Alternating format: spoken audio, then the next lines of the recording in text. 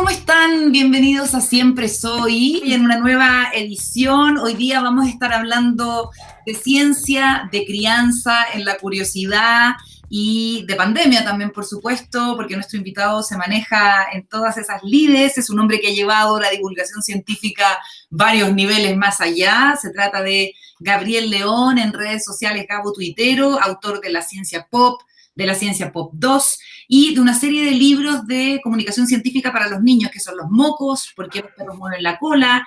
Y ahora, flamante, ¿Por qué me sigue la luna? Con ilustraciones de Paula Balbontín. Gabriel, ¿cómo estás? Un gusto conversar contigo. Hola Carola, yo muy bien, ¿y tú? Bien, fíjate, bien. Qué Tanto bueno. encierro, tanto tiempo, Dios mío. Sí, tremendo, tremendo esto. Oye, y quisiera partir por ahí, fíjate, por pandemia, porque a pesar de todo lo terrible que ha sido, hay una cosa buena que es como el momento estelar de la ciencia, podríamos decir, ¿no? Claro. Para las personas que creemos en la evidencia, por sobre cualquier otra consideración frente a una crisis de salud, es una buena noticia. ¿Cómo lo has visto tú? ¿Sabes que hay un fenómeno en particular que me ha llamado muchísimo la atención y tiene que ver con nuestra relación cotidiana con la ciencia, que usualmente se vive a través de las noticias científicas, en las que usualmente se entrega el producto final de una investigación. Entonces las personas lo reciben cuando ya está listo, está pulido, está terminado, hay poca incertidumbre al respecto. En cambio ahora estamos sumergidos en lo que es la ciencia de verdad. Este avance que a veces es tortuoso, que un día la mascarilla sí, y otro día no, y otro día que parece que sí, y la hidroxicloroquina sí, pero después parece que no.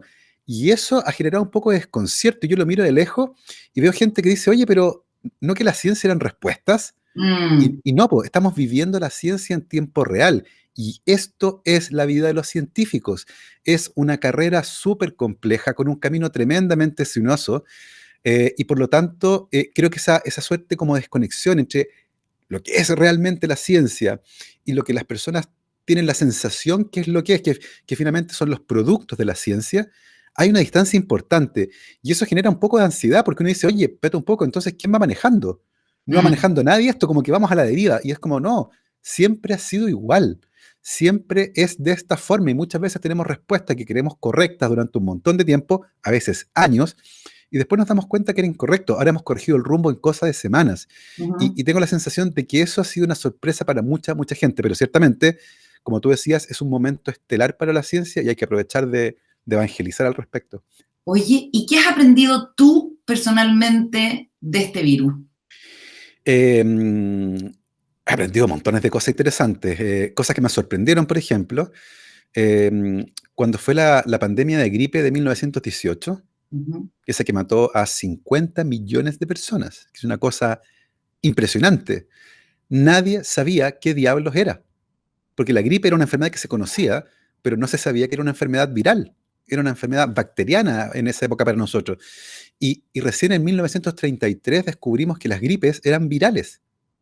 No te Y, creo, y, increíble. y pasaron 80 años hasta que los científicos descubrieron cuál fue el virus que mató a 50 millones de personas, que fue el virus de la influenza AH1N1. Ujú, Ahora nos demoramos 12 días en tener secuenciado este bicho. ujú. Entonces, el avance de la ciencia ha permitido generar información de una manera completamente distinta como lo hacíamos hace 100 años atrás.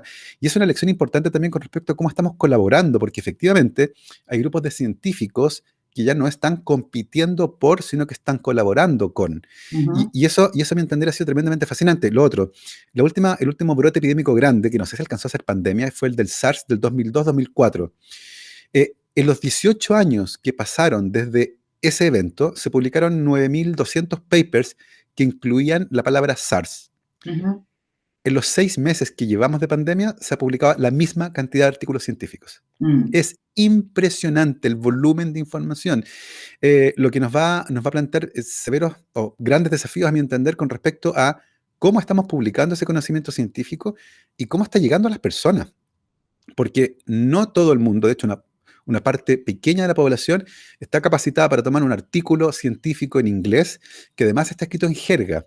Es como leer un fallo judicial en otro idioma. Correcto. Y por lo tanto tenemos desafíos comunicacionales bien importantes ahí, porque esto está pasando en tiempo real y no damos abasto para tomar una noticia o para tomar un paper y convertirlo en algo que las personas puedan tomar para tratar de sentirse un poquito menos a la deriva. Y creo que hay Correcto. lecciones bien importantes también con respecto a aquello. Oye, ¿has participado de algún grupo de científicos, no sé, que ha escrito cartas o que le ha representado al gobierno su molestia o sus diferencias por cómo se ha abordado el asunto? No, y la verdad que yo soy bien poco gremial en ese sentido. Desde que me fui de la academia, yo me retiré de la universidad en el 2017, renuncié para dedicarme a la comunicación científica independiente. Trabajo solo y básicamente escucho lo que se comenta, participo de los debates, pero no desde el punto de vista como gremial, por ejemplo. Y por lo Porque tanto son muy insoportables los científicos y científicas, colaboran. no tiene que ver, no tiene que ver con eso, tiene que ver conmigo. Yo soy Ya. así. De hecho, he llevado muy bien el encierro por lo mismo, creo yo. O sea, una Ajá. de las metas, una de las metas que tengo en la vida es irme a vivir a Pichilemu lo antes posible y dedicarme a ser panadero allá. Entonces, me gusta mi metro cuadrado y soy bien solitario, la verdad. Pero he seguido con mucha atención el debate y me parece interesante también lo que está ocurriendo ahí. Creo que es interesante, por ejemplo, esta discusión que se ha dado en torno a los datos. Ya. Súper interesante. Mm. De cómo es importante que haya esta palabra gringa, la accountability, de nuestras Sí. autoridades con respecto a los datos y cómo esos datos deben estar disponibles para toda la comunidad científica y cómo muchos de esos datos no estuvieron durante mucho tiempo disponibles y no se entregaron en un formato amigable. Tengo un amigo científico de datos que me decía, Gabo, tuve que desarrollar una herramienta de inteligencia artificial para reconstruir los datos que no nos dan. Es impresionante. O pasarse mañanas enteras pasando una planilla en PDF a un Excel, porque no está el Excel disponible. Y por lo tanto hay que transcribir a mano eso o con un software de escaneo, y eso tampoco debería ser. Entonces, me parece que esa discusión es súper interesante. Yo personalmente no he Pero participado. vamos, ¿eso es precariedad o mala fe o intención de No, a ocultar? ver, yo tengo una máxima en la vida. Por lo general no asumo que hay maldad. Prefiero asumir que hay tontera primero, que se llama la máxima de Hallon. No asumas a la maldad lo que puede ser explicado por la tontera. Y yo creo que Mm. tiene que ver un poco con eso. Yo creo que hay torpeza en el manejo de la información. Muchas veces porque por razones incorrectas se toman ciertas decisiones que terminan teniendo efectos que van mucho más allá de lo pensado originalmente. Eh, y tengo la sensación de que a veces hay unas ganas enormes de controlar la información, que fue lo que pasó en China originalmente. Cuando la Mm. pandemia parte en China, hay un intento de la autoridad por silenciar un poco esto, que fue exactamente lo mismo que ocurrió en el 2002. Esto no es nuevo. Y en este caso, de hecho, la respuesta fue muchísimo más rápida. En aquella ocasión demoraron meses en avisar a los chinos que tenían un problema y fueron médicos epidemiólogos canadienses los que empezaron a preguntar cuando vieron noticias de que algo raro estaba pasando en Cantón. Ahora fue distinto, pero de todas maneras no fue tan rápido. Tengo la sensación de que al principio algo un poco de eso puede haber. Hay que recordar también lo que dijo Mañalich en algún momento, declaraciones que conocimos después que él se fue, que dijo que no quería entregarle municiones a la oposición. Y yo creo que manejar la información con ese objetivo es súper torpe, porque a la comunidad científica no le interesa eso. Lo que le interesa es tener información de buena calidad y contrastar una versión oficial, que en ciencia, ojo, siempre ha ocurrido. Cuando alguien descubre algo, una de las cosas que se hacen es confirmarlo y ver que en un escenario distinto pasa exactamente lo mismo. Eso es parte fundamental del trabajo de los científicos. Y evidentemente, que también lo leí por ahí en Twitter, estos científicos que siempre están cuestionando, pero si ese es el trabajo de un científico justamente, Claro. hacerse preguntas con respecto a la naturaleza y a las versiones que tenemos de ella. Y esto no escapa a eso, y por lo tanto era evidente que íbamos a necesitar datos para tener análisis de lo que estaba ocurriendo. Oye, ya, pero no hay preguntas que tengan más gracia y más ingenio que las que hacen los niños, y en ese sentido llegamos Claro, al motivo inicial de la entrevista, que es claro. el hecho de que estás publicando este ¿Por qué me sigue la luna? Eh, bueno, para la gente que no lo sabe, es una saga de libros para niños y jóvenes, ahí está, en el impreso, en el papel, y va a ser impreso. Este es el tercero de los libros que haces de divulgación científica para niños a partir de las preguntas que te hace tu hija. Partió cuando tenía 8 años, ¿ahora cuánto tiene? 12. 12 años, y son las mejores preguntas las de los niños, ¿o Son no? notables las preguntas de los cabros chicos. De hecho, este libro parte porque me lo pidió mi hija, no se me ocurrió a mí. Parte con la pregunta de sus dedos arrugados en latina, un día que estaba Ujú. dando un baño. Y cuando yo genero una respuesta para ella, me queda mirando y me dice, tú deberías escribir un libro sobre estas cosas raras que le pasan al cuerpo. Y me pareció súper interesante y empecé en ese momento, hace 4 años atrás, a coleccionar las preguntas que los niños me hacían en charlas que yo di por todo Chile. Y Ujú. tenía de hecho una carpeta en mi computador que se llamaba Preguntas Niños. Ya. Eh, Me acuerdo, siempre cuento esta historia, estaba en un colegio en Coquimbito, eso es al interior de La Serena, era ¿Ya? una escuela rural que tenía en total la escuela de primero a octavo básico, tenía 80 alumnos, chiquitita. Entonces llego y me dicen, aquí me dice, usted va a dar una charla, y eran niños de 6 años y niños de 13 años, y era como, no puedo hacer una charla. ¿Saben qué les dije? Yo soy científico, hablemos de ciencia, pregúntenme lo que quieran. Y una de las preguntas que me hizo fue una niña, me dijo, profesor, yo quiero saber por qué la caca de mi hermana es más hedionda que la mía. Ya, pero igual ese es un súper buen approach, porque en el Es, fondo los niños ex- entienden que las cosas más mundanas tienen que ver con la ciencia. pues es que es extraordinario, porque de hecho los profesores estaban como colorados, me decían, oye, perdón por la pregunta, pero sí es extraordinaria la pregunta, porque además es verdad que los olores corporales nuestros nos parecen menos desagradables que los del resto. Ajá. Y hay psicólogos, Paul Rosin en Estados Unidos, que estudia y ha hecho una carrera estudiando el asco y la repulsión. Y hay estudios científicos maravillosos para entender cómo funciona la repulsión. Y hay cosas maravillosas, como por ejemplo que si tú ves a alguien que te cae mal usando una polera que te gusta, esa polera te va a dejar de gustar. Y Mm, esas cosas uno las aprende a partir de estas preguntas que hacen los niños, que no tienen ningún prejuicio. A los niños no les importa lo que uno piense de su pregunta, ellos quieren saciar su curiosidad, a mm, diferencia de los adultos. Y es algo que también he contado. Cuando doy charlas para adultos, siempre pasa que alguien espera que se vaya todo el mundo de la sala y se me acerca y en voz baja me hace una pregunta que le dio vergüenza hacer en voz alta. Y le mm, da vergüenza porque cree que su pregunta es tonta. claro. Y eso es súper divertido porque al final uno dice, ¿de dónde viene eso? Y yo creo que viene un poco del colegio, fíjate. En el Mm, colegio uno se acostumbra a que uno tiene que saber, porque si uno no claro. sabe, tiene un uno. Y por lo tanto, castigamos permanentemente la ignorancia. Y en ese sentido, los científicos somos permanentemente ignorantes, porque cada vez que descubrimos algo, en verdad lo que descubrimos son 10 preguntas distintas. Ujú, El día que lo superamos todo, todos los científicos se quedan sin trabajo. Entonces creo que hay una relación súper tortuosa con la ignorancia y, por cierto, con la incertidumbre, porque no saber genera mucha ansiedad. De hecho, sabemos que en tiempos de crisis económica o política aumentan las consultas a los astrólogos, porque mm. aumenta esta sensación de incertidumbre y las personas necesitan saber cualquier cosa que los ayude a afirmar un poco la estantería. Entonces tengo la sensación de que por eso, y porque además están descubriendo el mundo, efectivamente los niños hacen las mejores preguntas. Oye, y es súper liberador cuando uno le dice a la gente, me acuerdo nosotros en un programa que teníamos en televisión, teníamos una sección que era precisamente para responder preguntas, porque la máxima era, no hay preguntas tontas, hay Claro, tontos que no hacen preguntas. La gente exactamente. cuando visualiza eso es una cuestión muy liberadora, pero bueno, eso tiene que ver con los complejos del mundo adulto, en fin. En esta edición, en este ¿Por qué me sigue la luna? Respondes cosas como ¿por qué me sigue la luna? Y también ¿por qué se marea uno en el auto? Sí, Extraordinario. O el olor a lluvia. sí, Loco, porque pasó tanto tiempo sin que lloviera como llovía antes, que como que cobra vigencia, sí. tiene sentido algo así. Y sabes que eso a mí también me llama mucho la atención, y era algo esperable, por cierto, porque estas son preguntas que todos nos hicimos en algún momento, y de hecho partió con la pregunta de mi hija de los dedos. Cuando yo llegué a la universidad al día siguiente y me puse a buscar información sobre eso, fui al lugar que yo usualmente uso para encontrar información, que es PubMed, que es el servidor de la Public Library of Science, donde uno busca papers, Ya. artículos científicos. Fue un acto reflejo, no fui a Google, fui a PubMed y busqué dedos arrugados ahí y encontré una tonelada de trabajos científicos. Y me sorprendí, dije, wow, esta pregunta que parece tan mundana ha implicado un montón de dinero invertido en gente que está trabajando en entender este mecanismo, que es muy entretenido.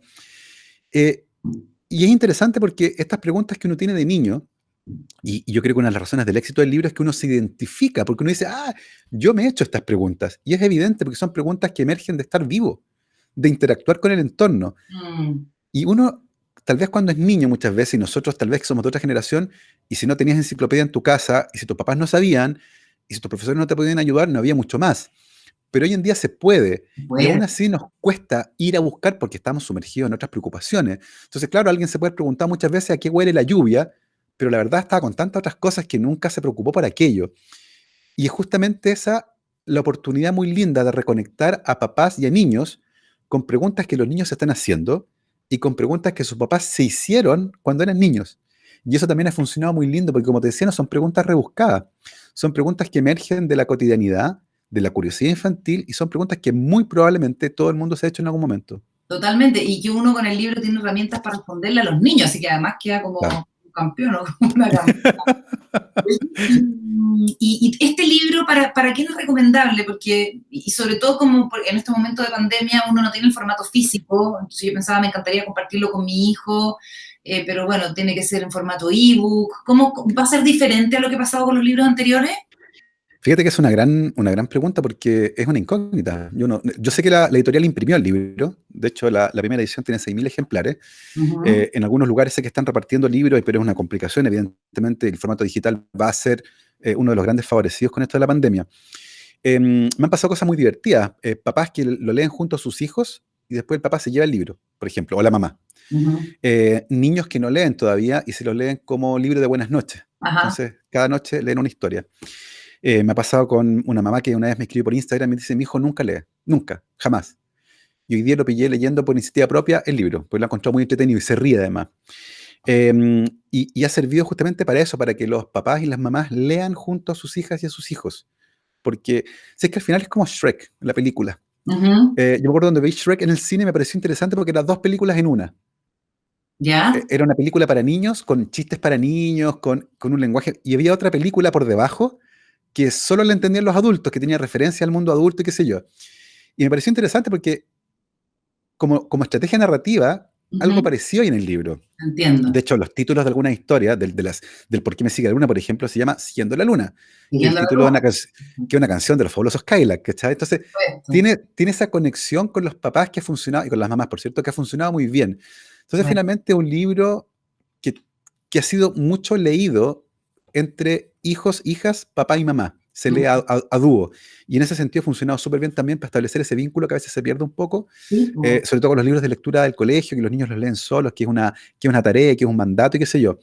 Y esa otra cosa entretenida que ha terminado también en los programas de lectores de muchos colegios. Ajá. Entonces ha sido, la verdad, fantástico esa conexión con el público lector infantil, pero también con sus papás. Bien adulto.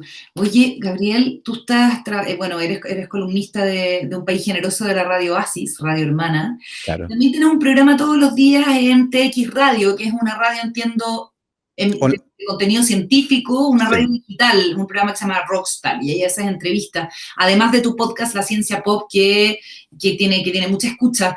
Hay público, entonces, para los contenidos científicos. ¿Cómo proyectas eso? Mira, hace unos 4 años atrás, Explora de CONICET, en aquella época, hizo la primera encuesta de cultura y percepción científica en Chile, que se repitió hace poco, hay dos, y ahora van a hacer la tercera, el Ministerio va a hacer la tercera encuesta de percepción pública de la ciencia y la tecnología. Y una de las cosas interesantes de esa encuesta es que se revela que las personas declaran sentirse muy atraídas por la ciencia, pero encontrar pocos espacios donde ir a vivirla, donde leerla, donde sentirla, donde Ujú. interactuar con ella. Y la experiencia mía en la Universidad Andrés Bello primero, y ahora de manera independiente, cada actividad que hago genera mucho interés. Y no solo las mías. Pasa con José Massa, con Andrés Gómez, con María Teresa Ruiz, con Andrés Nava, y hay un gran interés por la ciencia, lo que en cierta medida se alinea con lo que ha pasado, por ejemplo, en el mundo editorial, con esta especie de boom que hubo por los libros de divulgación científica. Ujú. Y tengo la sensación de que hay, gracias a los formatos digitales, canales de YouTube, podcast, radios online, hay una gran demanda por estos contenidos. Y hay youtubers chilenos que tienen cientos de miles de seguidores, no solo en Chile, sino que en toda Latinoamérica, lo que revela, por cierto, que hay un gran interés por las personas y que están buscando diversidad de formatos. Mm. Porque si bien uno podría pensar con nostalgia en el Cosmos de Carl Sagan, Ujú. tiene un formato que tal vez hoy día no funcionaría mucho. Ver a Claro. Carl Sagan recitando con el mar de fondo, y yo lo encuentro maravilloso, pero hoy día con nuestras costumbres y nuestros formatos, hay cosas que funcionan mejor y un video de 20 segundos ingenioso en Instagram tal vez pega más fuerte. Mm. Y es ahí donde los talentos jóvenes están diversificando y aprovechando justamente esta plataforma. Entonces, hay para todos los gustos. Ciertamente TX es una radio bien innovadora, creo que es la primera radio y todavía la única en Latinoamérica que solo está enfocada en contenidos de ciencia y tecnología y le ha ido bastante bien. Yo he conversado con los productores y súper bien. ¿Y de quién es el proyecto ese? Es de Dreamland, de una productora ¿Ya? que ha hecho también algunos programas de televisión y sentían que había ahí un nicho y buscaron un nicho en particular, que además eso es lo que tienen las radios digitales, son radios de nicho, que están muy segmentadas y además uno puede saber muy bien quién te escucha, dónde está, cuánto tiempo, puedes, Claro. puedes trazar muy bien la gente que te escucha. Y de lo que he conversado con ellos, están muy contentos, el proyecto ha funcionado bien, los escucha mucha gente, no solo en Chile, sino que en Latinoamérica. Y yo al menos llevo un año ya haciendo el programa Rockstars, lo he pasado, es increíble lo que he aprendido, porque he entrevistado desde filósofos hasta astroquímicas. Entonces, la verdad es que O cada Eduardo Vitrán, ponte tú. o a Eduardo Vitrán, por ejemplo, y cada entrevista es, para mí, una voladura de cabeza. Buenísimo. Gabo, por último, ¿qué es lo que viene en materia de libros? Bueno, actualmente estoy escribiendo 2 libros. Estoy escribiendo un libro que es un libro de largo plazo que requiere muchísimo. Estoy leyendo unos libros de 1900, de principio de siglo. Estoy armando bibliografía bien espesa, pues son cosas bien complicadas, son temas bien fuertes, pero creo que es un libro bien necesario que tiene que ver con la naturaleza humana y la ciencia. Ya. Hay una idea que he descubierto en este tiempo que tiene que ver con el hecho de que la imagen del científico, la imagen estereotípica, está sumamente trastocada, y hay mucha evidencia de eso. Usualmente, si uno le pide a la gente que imagine a alguien que hace investigación científica, va a visualizar a un señor hombre, viejito, pelado, con delantal. Mujeres no hay, gente joven tampoco. Y siempre están solos. Entonces, como esta imagen del científico viejo solitario, se tomó un poco eso. Y la ciencia también es vista como una actividad súper libre de pecado, por así decirlo. Como que la naturaleza humana no está ahí. Y la ciencia es una actividad humana y por lo tanto tiene todas las cosas que tiene la naturaleza humana.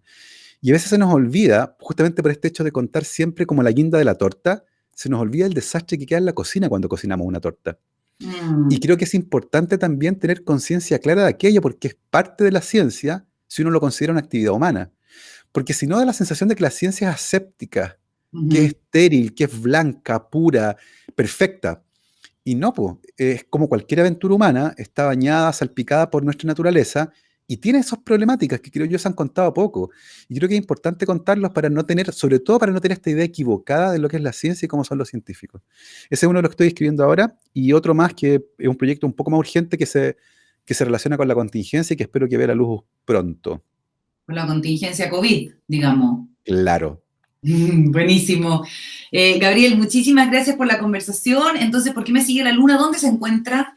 Eso lo pueden encontrar en formato digital en todas las plataformas de libros digitales que conocen, desde Amazon y todas otras. También en sitios como Buscalibre, por ejemplo, y varias librerías que están con reparto tienen también disponible el libro físico, en caso que lo prefieran, pero evidentemente en tiempos de pandemia se recomienda el libro en formato digital. El ebook. Fantástico, un abrazo grande, que te salga todo bien. Gracias, Carola, que estés súper bien.